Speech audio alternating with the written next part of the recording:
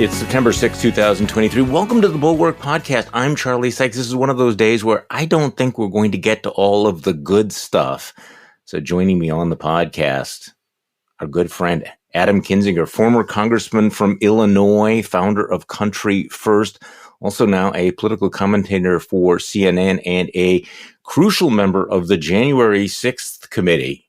Good morning, Adam. How are you? I'm good. I'm glad we have so much good stuff to get to. I mean, I heard you saying the other day, like, what happened to August? Like, you know, August used to be boring. It passed. Now we're in September, so it's like August on steroids. I have here on my list, I want to talk about Tommy Tubberville. I want to talk about Marjorie Taylor Greene holding Kevin McCarthy hostage. You know, I want to talk about Peter Navarro. I want to talk about Jack Smith. I want to talk about, there's just so much stuff to talk about. So, all right, let's just start with this. The big news of the last 24 hours, the Proud Boys sentencing. Enrique Tarrio, who was one of the leaders of the Proud Boys, received the longest sentence yet of any January 6th defendant. He got 22 years. So talk to me about that, your reaction, because, you know, it's taken a very, very long time, but these are the big sentences now. And of course, Enrique Tarrio and people like Joe Biggs were convicted of seditious conspiracy. Let's just underline this, seditious conspiracy. So 22 years for Enrique Tarrio. It's the right thing. There has been this, I don't know, this sense that has crept into, I don't know if you want to call it Republican politics, conservative politics. Since I've been elected, there's always this kind of undertone of, oh, we're all hoarding our weapons because someday there's going to be a civil war. I mean, you heard people talk about that all the time. And, you know, there's going to be a day we need to overthrow the government. And we all took it kind of lightly, you know, like, of course, whatever they think. But that day came. And these people, particularly like some of the Proud Boys, the Oath Keepers, they actually coordinated. They pre-planned. You know, they had weapons outside of Washington, D.C. to bring in when Donald Trump declared the Insurrection Act. And so, you know, if you have somebody that just kind of, I don't want to say inadvertently because it takes away responsibility, somebody that crossed the line kind of in the heat of the passion, you know, they deserve prison time. They deserve what they get. But somebody that spent days planning this and sparking it certainly deserves what he got. And I frankly, I hope he doesn't get out early. And all you have to do is see what his supporters and people like him are out there saying, which is, you know, this is the government shutting us down. There's no remorse. And if there is remorse, it's usually just in a court filing because it's used to try to win some kind of concession from the judge. So look, I don't know if it was Ben Wittes and you guys were talking about this, which is, it is using the law and putting people in jail is what's going to prevent the next thing from happening. He disagreed with me on something. I don't hold that against him. But, you know, it's truly going to be the thing that keeps people is to know that jail is real. You said the other day on CNN, we have laws. We have to protect democracy. It's the hardest form of government. I used to think it was the easiest. It's actually the hardest because you have to have trust. You have to have law. You have to enforce that law. There is no democracy if you do not enforce the rule of law. There can't be.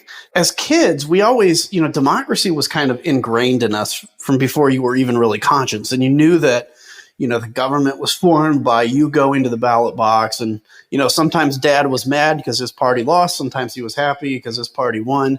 And, you know, you went on. And sometimes you went to war. Sometimes you had peace. But it was all, you all felt like you had a stake in that to some extent. And so when you grow up believing that, and this is really a recent, I don't know, maybe within 6 months, maybe a year, but like a recent understanding I've gotten, which is like when you grow up with that, you think it's easy until you realize it can be easy if you can guarantee one thing, a basic level of trust. If you can guarantee that your vote counts, you can vote, and the person with the most vote wins, and that if, you know, the rule of law is violated, there will be consequences. If you can guarantee all that, yeah, it's actually a fairly easy form of government. But what I've come to realize is that's actually the most difficult part about governing. Because you said this yesterday. I don't mean to keep quoting you, but you inspired me yesterday when you said something about, like, you know, when you cross that red line once, like, it is hard to ever go back. When you denigrate the rule of law, it's hard to ever go back and hold it sacrosanct. No, and I think that's one of the lessons we're learning here. So let's talk about the Proud Boys a little bit, because they feel like they're central to this story. I know that when the Proud Boy leaders, when Joe Biggs and Taria were convicted, you said that Donald Trump lit the flame for January 6th, and the Proud Boys were the flame. And of course, everybody has to remember that back in September 2020, it was Donald Trump who prompted the Proud Boys to stand back and stand by. And if there was any ambiguity about that, Tario texted, on Parler, "Standing by, sir," and mobilized, all of these protesters. So it goes back to that moment when he was specifically asked about the Proud Boys, and he said, "Stand back and stand by." And they took that as a signal. Absolutely. It's funny. Shortly after that, I was in Vegas for a military trip, actually. We were doing I fly counter drug, and we were there for, there's drugs in Vegas, believe it or not. And, but I know, I saw somebody with a shirt that said "Standing back and standing by." Obviously, this person considered themselves a Proud Boy. They're sitting there in the casino. And I was just like, wow, that's a little weird. And so Donald Trump knew what he was doing. He knew that, there was this kind of fire. Here's an example. There's this, I use it in my upcoming book. There's this fire that's burning in, I think it's Pennsylvania. There's a mine that caught fire 60 years ago that's still on fire. And every now and then somebody punches a hole and it pops out.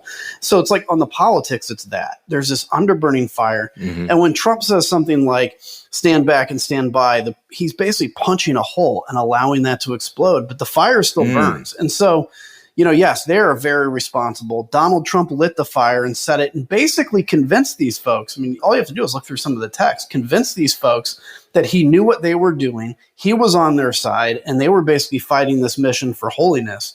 And everybody bears responsibility on that. I want to say one quick thing, too, about whether it's the Oath Keepers, the Proud Boys, or whatever. They prey on men that feel disconnected. And I can understand this, because I've fought with these, when I got back from Iraq, and, you're kind of sitting there, I was fortunate to be able to transition that into a run for Congress and kind of have a purpose, have a goal. Mm-hmm. But if I wouldn't have had that, if I just came back and the government pat me on the head and said, "Here's a check the rest of your life, now go fishing," I'm sitting around looking for a purpose. And what the Oath Keepers do, and they did this to me, by the way. They tried to recruit me before I even knew what they were, as I was running for Congress. Yeah, somebody came and said, "Hey, we're in this group, the Oath Keepers. You made an oath to the Constitution." And back then, nobody knew what they were. And thankfully, I didn't join the Oath Keepers. But, I understood what they were trying to do, which is take somebody that feels disaffected and give them a mission. And that's a very dangerous place. And that's a bigger discussion, by the way, for this country, is how to give veterans not just a paycheck and not just healthcare, but a purpose. That's a much broader discussion. But that is what these groups are preying on, that disconnected sense, frankly, of men, of a certain age. Okay, this raises a very interesting question, because I was going to ask you about, it's very clear there's no remorse whatsoever, as you pointed out. Dominic Pizzola, who is, weeping in front of the judge, begging for mercy as he walks out after getting a 10-year sentence, shouts, "Trump won." Right. These guys are not sorry for what they did. Right. I guess the question is, the whole point of the prosecution and these long sentences is deterrence, is to say, don't ever try this again. Don't think about it again. But is this really going to put an end to this sort of appeal? Or if it really is this phenomenon of disconnected men, and they're constantly being fed this constant diet of revisionist history in 1776, etc., will it have that effect? I mean, will groups like the Proud Boy shrivel up and die, or are they going to actually grow in this current environment? What do you think? It's an interesting question, and my prediction is I think they do shrivel up, and whether they die or whether they just shrivel up, I don't know. Look back in the 1920s, there was frankly, in Wisconsin, Illinois, Indiana, our stomping grounds, mm-hmm. there was the rise of the Ku Klux Klan to the point where I think they had a couple. Yeah, they were huge. It's interesting. So in my district in Princeton, Illinois, they were doing a renovation on a theater, and they found and showed me a ticket to the Ku Klux Klan rally from 1920 or whatever. I'm right there in Princeton, Illinois. Mm-hmm. And so that had grown to 1 million or 2 million people. And then eventually the head of the Ku Klux Klan gets arrested for basically child rape. He raped a 16-year-old girl, and that killed the Ku Klux Klan. And I think something similar is going to happen here, whereas these leaders are going away. That's some institutional knowledge. They're not winning, right? When your leaders go to jail, you're not winning, at least in the short term. So I think it's damaging. That said, I don't think that means that this kind of strain is gone. It may just metastasize into something different. But I do think, like Proud Boys and Oath Keepers, the best thing they had going for them was anonymity, and they've lost that. Let's talk about some of the reaction to all of this. So Enrique Tarrio gets 22 years. Joe Biggs, one of the other leaders of the Proud Boys, got 17 years. He is completely not remorseful. As you know, he calls in to Alex Jones's show, the Uber conspiracy. There's apparently Joe Biggs used to work for InfoWars, and says that, he's kind of counting on Donald Trump to pardon him. This is the jailhouse call from Joe Biggs to Alex Jones. Oh, I know he'll pardon us. I believe that with all my heart. The thing is hopefully getting him, for him to be able to get into the position where he can at least be, I think, on the ballot to run, right? Because once you have 1 minute remaining. Interference, right? It's election interference if they start trying to go after him once he's on there. I have to understand that the legalities of that, but I do believe that Donald J. Trump will pardon us, and he should. We didn't do anything. We're his supporters. We went there like he asked, and things went wrong that day, and that's sad. Well, there's no doubt they set us all up. We were all patsies that day, Joe. You got to come back on anytime you want on the broadcast. Anytime you can get on, 11 a.m. to 3 p.m. weekdays, Sundays, or we can always tape. We love you. People should go to freejoebiggs.com and donate to support your appeal. They want to grind us down. They want to break our will. Give me a 1776, brother. 1776, brother. Oh my gosh, what a dork. Adam Yalmas. I mean, what a dork. God. Donald Trump is encouraging this retconning of the attack on the Capitol, the riot, the beating up of the cops, as somehow this modern day 1776. And he has clearly encouraged them to believe that if he's elected, he will pardon them. He will wipe it all away. Yeah, I mean, look, remember Lauren Boebert tweeting today that 1776 on January 6, 2021. I know some of your listeners kind of understand the background we came from and some don't. Let me just say, there is this special, as we've been talking about, this special feeling about, being willing to take the government on, to take on tyranny. And that's what they're tapping into. And when you say, give me a seven, I couldn't imagine George Washington, like, give me a 1776, brother. It's like, bro. So that, like, right after the you have 1 minute left thing, which he's got to be like, oh, that sucks. But right after that, basically Alex Jones said, you're a patsy. You were thrown under the bus. I think we're at this moment where these supporters are willing to give Donald Trump a chance to pardon them, and they're expecting it, but they're very close to, I think, turning against him, particularly if he ends up, you look at what's going on in some of these court cases. Everybody's separating or severing from each other. They're all turning on Donald Trump. This could be a real moment. I don't want to be overly optimistic, but this could be a moment where they're starting to turn against him. But if Donald Trump wins, listen, Charlie, if Donald Trump wins, and anybody that thinks he is not going to win, I hope he's not going to win. I would not bet money on he's not going to win. He will pardon all these people. I fully believe it. He will pardon all of them, and he'll pardon them pretty much right away. And they may even be invited to the White House. Enrique Tarrio going right from the prison cell to the Rose Garden. I was thinking about your analogy to the Ku Klux Klan and how big it was in the 1920s and how it faded away. The one thing that the Klan did not have back then was a president of the United States who was endorsing them and propping them up. Now, I do understand that there was a lot more sympathy, but there is something unique here. So here's, I'm sorry to do this early in the morning, but Sarah Palin, who was, for reasons that I have no idea, on one of the obscure cable channels, and she was asked about all of these guys who were being sentenced to these long sentences, and she expresses concern about the good guys, describing the people who attacked the Capitol. And again, it is this disconnect. You spent a year of your life documenting what happened on January 6th, the violence, the deaths, the brutalization of the cops, the attempt to stop Congress, all of this. And in the minds of people like Sarah Palin, holding people accountable is punishing good guys for being good guys. Let's just play this. It's so disheartening, the examples that you've given, Eric.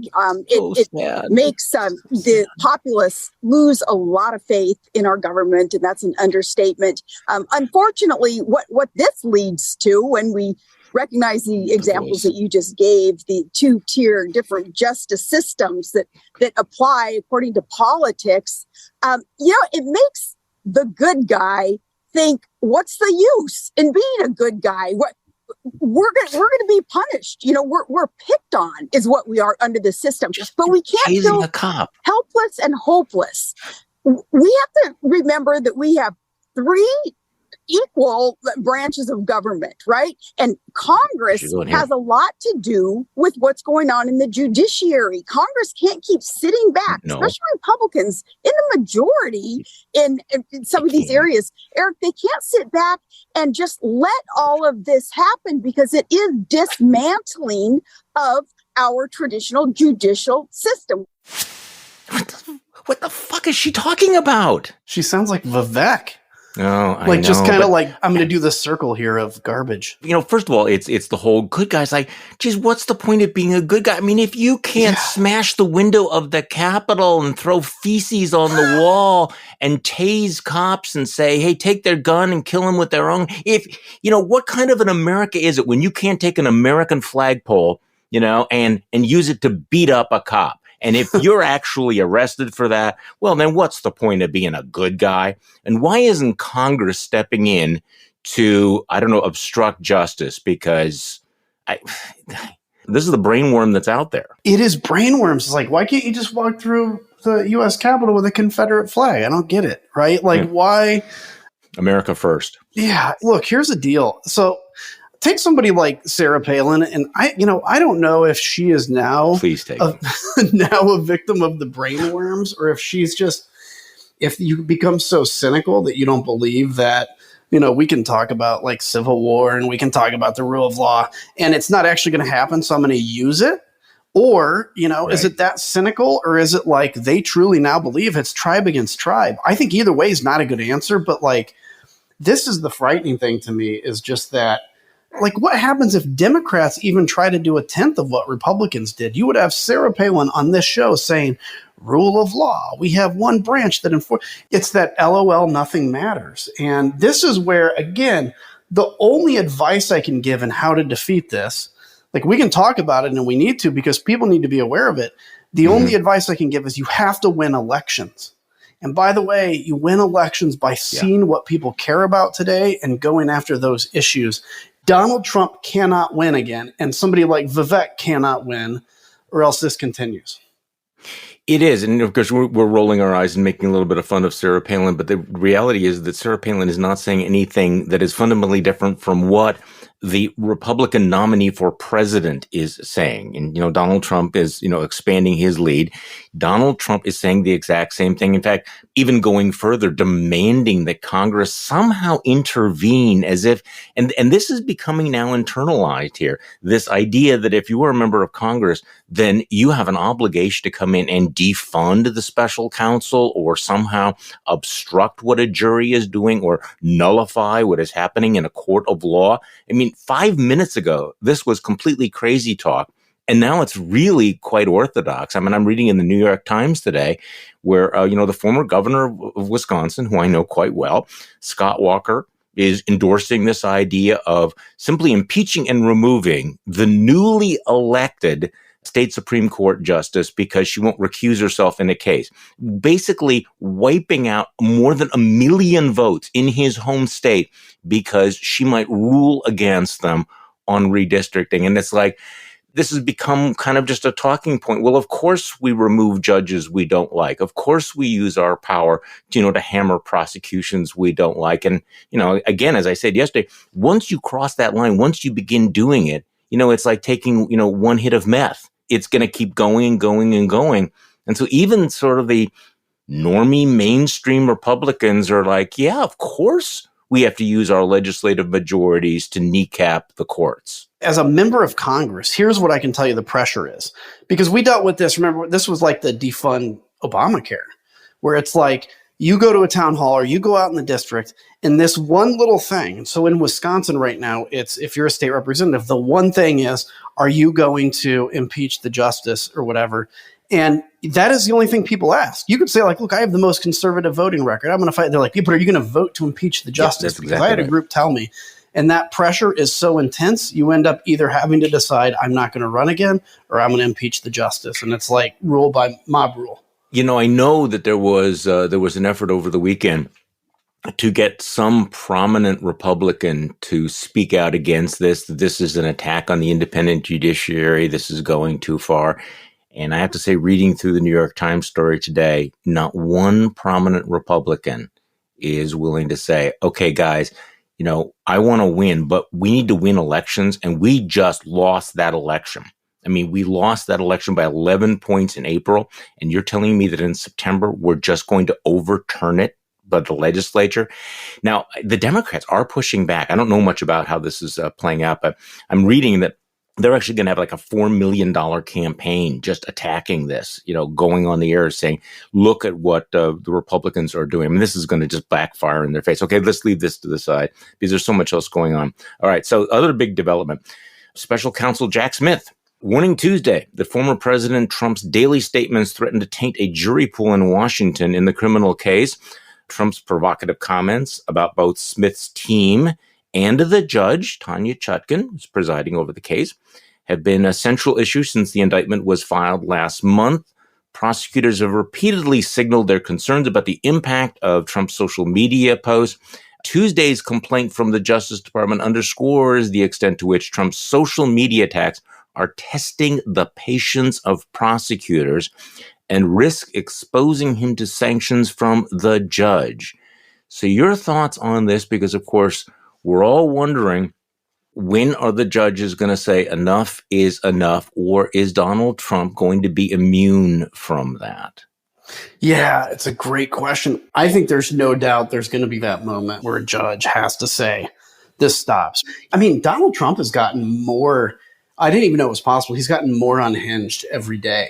It's crazy. Yes, that's true. Right. It's not a flat line. It's getting worse and worse and worse. Yeah. Yeah, and you didn't even think it could get worse. Mm-hmm. It's like I imagine him waking up or going to sleep with bed hair, just writing these crazy things out, these crazy diatribes. And so eventually a judge is going to have to say something. And I think the question is going to be, and you know, as a not lawyer, is can they enforce that? I mean, obviously, if it was me doing it, yeah, they could send somebody to arrest me and enforce if I violated this rule or the ruling by a judge. Can they do that with the former president? Yeah, of course they can. What's going to be the reaction to that? You know, who knows? But I think at some point they have to do it, or else you're basically creating a two-tier justice system in which Donald Trump can taint the jury pool with a very big megaphone that even the mafia doesn't have to be able to do that, and other people can't. And we have to believe in a one-tier justice system here.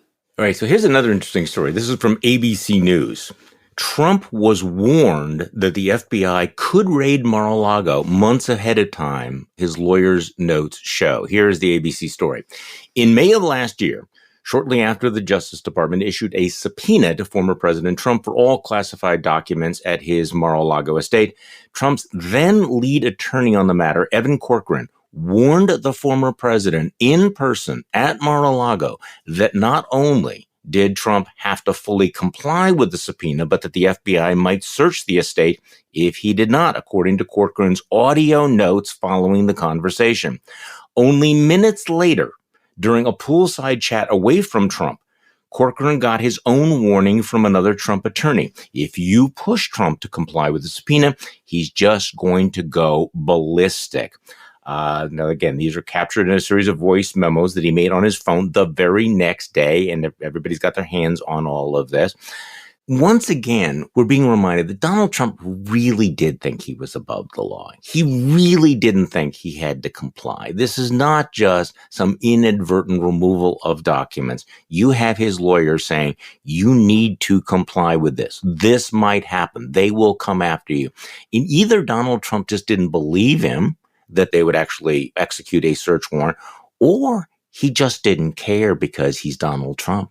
So you and I think are fairly well-adjusted individuals, and put yourself in the mind of having been president of the United States with everybody, tending to you and giving, and then now having to be subject to the law. It would be a little humbling. You and I would do it, but now put yourself in the seat of a complete, utter, absolute, beyond even the word doesn't describe narcissist. Somebody who now has reached the highest pinnacle, literally at the top job in the world, the most powerful job in the world, got defeated, can't accept his defeat, still brings people to Mar-a-Lago to worship him, by the way. It's amazing. And now is being told that the little Justice Department and these little FBI agents are going to make him turn his stuff over. So I still kind of buy into the belief that he wasn't necessarily looking to sell it to the Saudis or anything, but it was just a pride thing. He wanted it. He wanted his papers. But I got to tell you, I have not ruled out, and I don't know if we'll ever know the answer to this, but I haven't ruled out that he wanted to hold on to it for other reasons, for more nefarious reasons, because I have no doubt that Donald Trump does not care an ounce about the United States of America. He will do good things for the U.S. if it makes him look good. And I think he'll do bad things if it makes him look good. I think the bottom line is he cares about one thing, Donald Trump. And I don't mean to be overly harsh. I just believe that. I believe the guy is incapable of thinking of even, of anything but his own self and his own well-being. Yeah, and he's probably sad today thinking that, his BFFs, Vladimir Putin and Kim Jong-un, are meeting without him. He's like not invited to the party. The axis of assholes, and he's just not there. Yeah, that's got to be tough for him. Okay, but given all of this, we've been talking about Trump for a very long time, but Wall Street Journal poll over the weekend finding Trump with 59% of Republican voters supporting him, 59%, and he's running even with Joe Biden. He's getting crazier and going up in the polls among Republicans, even in a crowded field. I'll first off say on the general election, again, if you're a Democrat listening to this and you get upset when we say this is a close race, fine, get upset. Okay, then do not be surprised when Donald Trump wins in 2024. Now, I'm going to say, if God came down and said I had to bet on one side or the other, all of my money, I'd bet on Joe Biden right now. But I would not do that very comfortably, because we have got to understand that there are real concerns out there. And for the Democrats, you have to address them. I see that Joe Biden is running, $30 million in TV ads. I think that's smart from a Biden perspective. You've got to sell your message on the economy. Yeah, on the Republican side, Charlie, here's the issue that I've come to really understand is, first off, if you had just one opponent to Donald Trump, it would be much easier right now. We have like 10 opponents to Donald Trump, even though none of them are somehow running against him, whatever. But when Donald Trump gets indicted, okay, if you're an average Republican voter and you're sitting there, this indictment comes out, you're kind of confused. And so, you'll listen to what Donald Trump has to say, but you're also watching these other Republicans and what they have to say about it. And every one of them, so the people you trust, every one of them are looking at you through a television screen and saying, this is a witch hunt by the Justice Department. When person you trust after person you trust tells you that, you're going to believe it's a witch hunt from the Justice Department. And if you believe that, you're going to rally behind the guy that is being unfairly attacked. Yes. So when these Republicans sit around and they convince themselves, and I know them, and I know what they're doing, with the exception of Chris Christie, Asa, and Will Hurd, and you convince yourself that I will defend Donald Trump because eventually he's going to burn out, you are actually emboldening him and you're strengthening him because you're convincing the people that trust you. I mean, imagine people, your family trust you and you're lying to them. The people that trust you, you're telling them this is a witch hunt. They believe because of you that this is a witch hunt. And of course, they're going to get behind the hunted in the witch hunt. I'm wondering, what's going on inside Adam Kinzinger's mind and Liz Cheney's mind? You spent more than a year investigating who Donald Trump was, what Donald Trump did. You laid out this case to the American people in great detail. Since then, you have the Justice Department laying out how he broke the law. You have a comprehensive indictment down in Georgia accusing him of racketeering and conspiracy.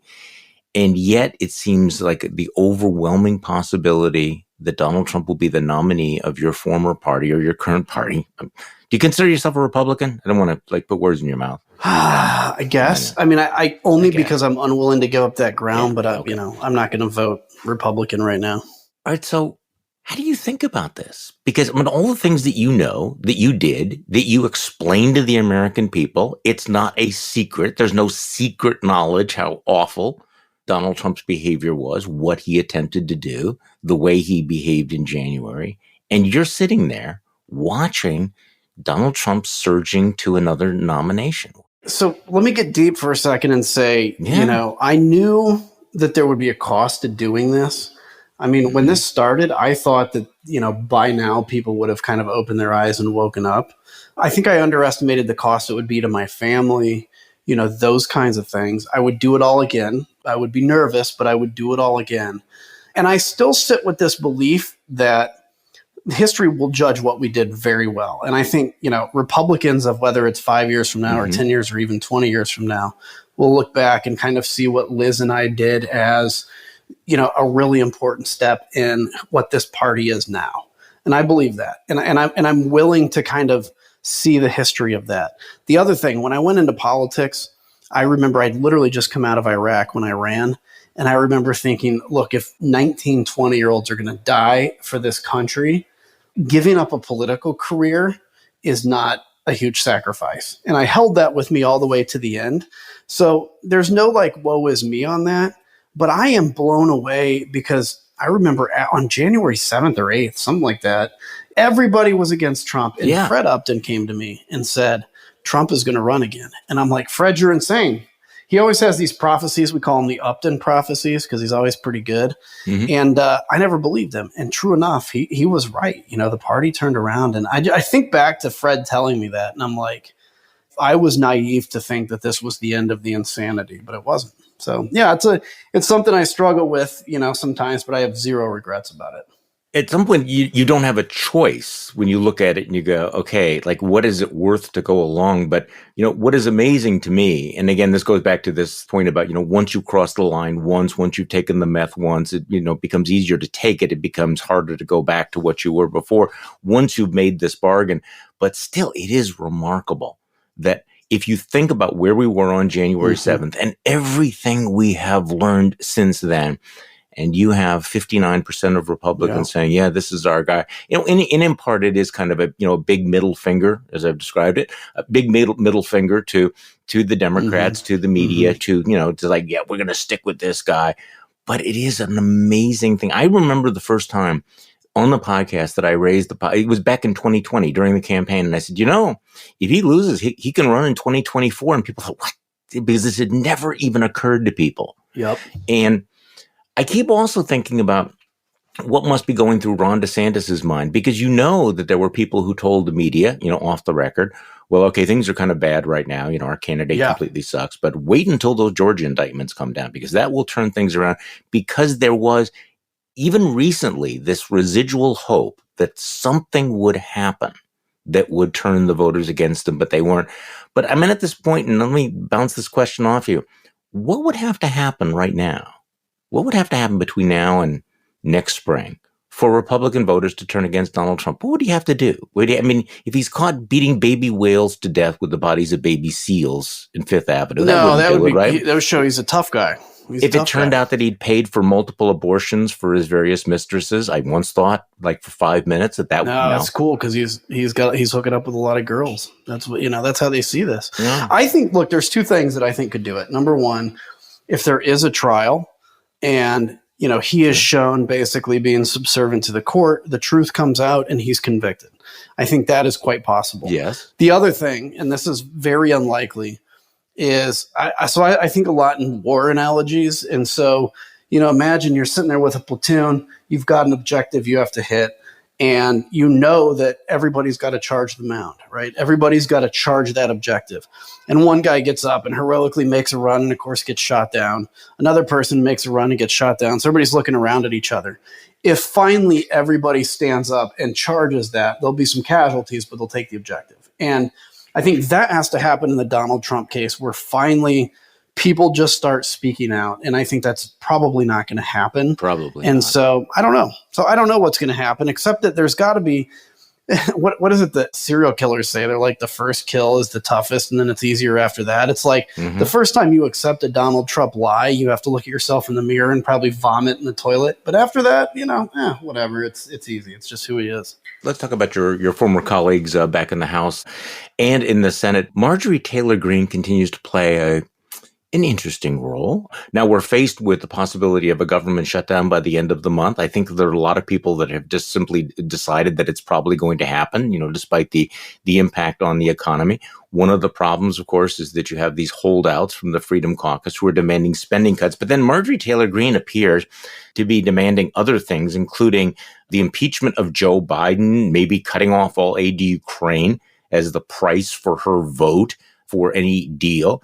And I think I told Jonathan Capehart last night, I said, this is not a negotiation. This is a ransom demand. And she's got a hostage. Kevin McCarthy is her hostage, and she's going to see how far that she can push him. So there's also the dynamic where the Senate Republicans are signaling they're just going to jam Kevin McCarthy. They're going to go ahead and they're going to pass bipartisan spending bills. They're not going to go along with cutting off money for Ukraine. So what's going to happen? I mean, it feels like, we're playing chicken with dueling clown cars. How does it play out? We've been here before, and I've been part of it. And I'll tell you, each time we approach government shutdown, we all panic. I do too. I've never voted for a shutdown. I guess you don't really vote for them. You just don't vote for the things that keep it open. But you always have this group, and it's particularly of the new kind of crazies that come in every class that think a government shutdown is going to work. And it's like every new baby has to touch the stove once. And that's what's happening here. I say 90% chance the government shuts down. Yeah. Now, this is different than a debt default, right? Different than a debt default. This isn't going to collapse the economy. Republicans, maybe once in history, but Republicans have never won a government shutdown. Why? Because Democrats are willing to do things like continuing resolutions. So let's just keep spending the money we've been spending. Republicans are always the ones putting things on the requirements. And the American people are smart enough to know when the government shuts down that it's the Republicans doing it. So it may be a 20-day shutdown. It may be, particularly with the tight Republican majority, maybe a 30-day shutdown. But the Republicans will lose, and they'll pay a price for it. And quite honestly, if the McConnell and the Republicans in the Senate work with Democrats to pass bills and send them to the House, that will guarantee that McCarthy has to cave, and probably be the end of McCarthy's speakership. We're pretty close to it. Usually I understand even stupid positions in politics, but sometimes stupid is beyond stupid. And then there's Tommy Tubberville. And I want you to explain this to me. Tommy Tubberville, the senator from Alabama, who I've described as, and there's a lot of competition for this. I mean, to be the dumbest member of the Senate. I mean, if Marsha Blackburn is in the Senate, and I have so many Blackburn stories, by the way, from the House. Some next time. Really? Oh man, I could just spend 20 minutes. Yeah, I'm going to make a note on that. Okay, but let's talk about Tommy for a moment. He's got this hold on all of the promotions in the military. And you had this extraordinary episode yesterday where the three non-political, heads of the armed services write an op-ed piece saying this is disastrous. We don't have leaders now, in the major branches of the military. And, deep breath here. If Democrats were doing this, the Republicans would have their hair on fire. It would be treason. How dare you undercut the military? And here's the former party of national security, the Republicans, who are letting Tommy Tubberville kneecap the military at a time of rising tensions and higher costs. Okay, leaving aside why he's doing this, because he's Tommy Tubberville and he's stupid and he's deplorable and everything. Why are Republicans letting him do this? Why is Mitch McConnell allowing him to do this? Why is Chuck Schumer allowing one freaking senator to screw over the U.S. military? I mean, how is this possibly a political winner? I don't know. And I'll tell you, I've always been kind of against this, let's change the rules of the Senate argument, because I'm like, well, then the other side's going to be in. But I've come around on some of it, whether it's spending bills in the Senate, we need to get past the filibuster rules, or whether it's something like this. The fact that one person out of 100, I mean, literally you could have Bozo the Clown. He's not prevented from running, and you could put him in the Senate. You could, elect an avowed Nazi literally and put him in the Senate, and they have the power to stop this. I think that has to change. And I'll tell you, the fact that there are people that are unwilling to speak out on this or that are going along with it, the Republican Party, and I'm saying this as a military member, the Republican Party has always gone after the Democrats for politicizing the military. And I'll tell you, to an extent, there's some of it. Like, when you have a Democratic administration, the number of times you have to sit at the computer and do social justice issues, kind of CBTs, it increases. But we're still very effective at killing the enemy. Now, the Republicans, I think, have no right to claim that against the Democrats because they have taken what should be an institution with bipartisan support and try to jam their social issues into it and use that as the vehicle they can control for things like abortion and everything else. They are politicizing the last vestige of government that has bipartisan support. And honestly, Charlie, this worries me more than anything that has ever happened in this government is the politicization of the military, because that has always been the confident backstop. We knew on January 6th that no matter how bad it got, at least there was a military that in the worst case scenario could come in and fix it. If you start wondering that the military's on a political side, one or the other, and that's not even an option, that's when citizens ultimately end up taking up arms and things turn really violent. Okay, so I genuinely do not understand this part, though.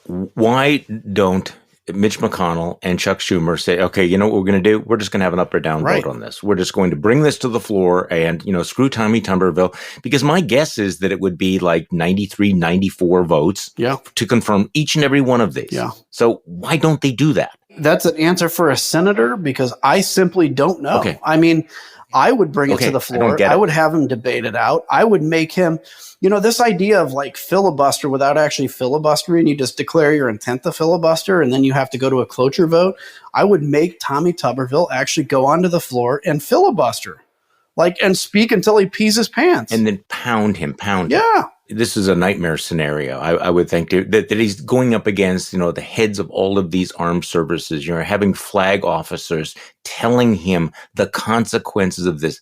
For a Republican to do this is just extraordinary. Yep, so, absolutely. Okay, I'm probably going to get ratioed on all of this, but I was going through social media this morning, seriously, and I scrolled past a video of Chuck Schumer speaking on the floor of the Senate about something or other, okay? And I'm thinking, wow, wait, I haven't seen him in where has he been? Yeah. We see Mitch McConnell all the time. It's like Chuck Schumer is the majority leader of the United States Senate. They control the Senate. And yet, where is this guy? I do worry that the Democrats just think they're going to win all these things by default. It's funny you say that because you mentioned it and I'm like, oh yeah, I haven't seen him either. McConnell's gotten a lot of attention, obviously, with his freeze-ups lately, but, not the great attention. No. Well, what's the thing that you say? What's the most dangerous places between a camera and Chuck Schumer? And now all of a sudden he's quiet. The Democrats, I don't agree with Democrat economic policy, but I think they have a lot to brag about. They need to be out there bragging and talking because they're losing that fight right now. So yeah, I don't get it. I don't know where he's been. Okay, so let's talk in the minutes we have left about Ukraine. You have been very, very outspoken about all of this. There's been this 3-day operation by the Ukrainians, but there are doubts about the success of the counteroffensive. And I feel like we've been having this debate every single week since this war began. What should we be doing for them? Are we doing enough? Are we giving them what they need? And was it fast enough? And I guess I, think back and I've heard, both sides of this, and you got a lot of flack for talking about a no-fly zone, but it seems to me, and you tell me because this is in your wheelhouse, it seems naive to expect that a modern army can mount an offensive or a counteroffensive without air superiority. And there has been this tremendous reluctance to give them air power. What do you think? Right. So, Charlie, here's two things that annoy me. These anonymous leaks from the Pentagon that have said that the Ukrainians are too casualty averse, right? Look, we left Afghanistan because we were losing a guy a month. I don't mean to denigrate that loss. That's a very serious loss. But if you're going to say the Ukrainians are casualty averse because they're losing hundreds and hundreds of people, charging a trench like in World War I, and they don't have air power, we trained them in combined arms, maneuvers, which includes air power. We refuse to teach them about how to get through, landmines because we haven't dealt with landmines in so long. Look, here's the deal. Every time, and these early conversations on the Bulwark, I remember you'd have a few people even arguing with what you were saying when you were like, we got to give them this stuff. It's like, look, Everything that at one point we said we have to give Ukraine, we ultimately end up giving it to them, and we end up giving it to them late. Imagine if at the very beginning, I think the Biden administration finally now understands that Russia's not going to nuke us. They're not going to use nukes. I think they understand that now. Imagine if we could go back a year and they were operating F-16s now. They had Abrams. They were using ATACMs. The military tries to play like we have a limited number of ATACMs. We do have a limited number of ATACMs. We also have a missile that is being produced to replace that. These things are going to be destroyed because they're getting old, and we're scared to give them away. They need to step up and say, get this done. I've come around to believe that it's not really necessarily the Biden administration that's being slow on this. I think it's the Pentagon, but I think the Biden administration doesn't know how to push back on the Pentagon. The Pentagon are bean counters. Their job is to make sure we have enough ammunition in every possible theater of war to win. I get it. Politicians have to come in and say, we're willing to take a risk, and the risk is we have a chance to defeat one of the greatest enemies of the United States without firing a shot from our own guns, and we're going to take that risk and do it. And that's where we're at right now. So you have a book coming out this fall, Renegade, My Life and Faith, the Military and Defending America from Trump's Attack on Democracy. So, Adam, when are we going to see this thing? It's coming out October 17th. I'm doing the audiobook as we speak. Well, not like right now, but this week. And that's a tough process. But yeah, I'll be posting something in a day or two about pre-orders. So pre-orders are very helpful, but definitely I think you guys will like it. And it's a good view. I am looking forward to it. Adam Kinzinger, former congressman from Illinois, member of the January 6th committee. Thank you so much for coming back on the Bulwark Podcast. You bet. Anytime. And thank you all for listening. I'm Charlie Sykes. We will be back tomorrow, and we will do this all over again with a new episode of the Trump Trials.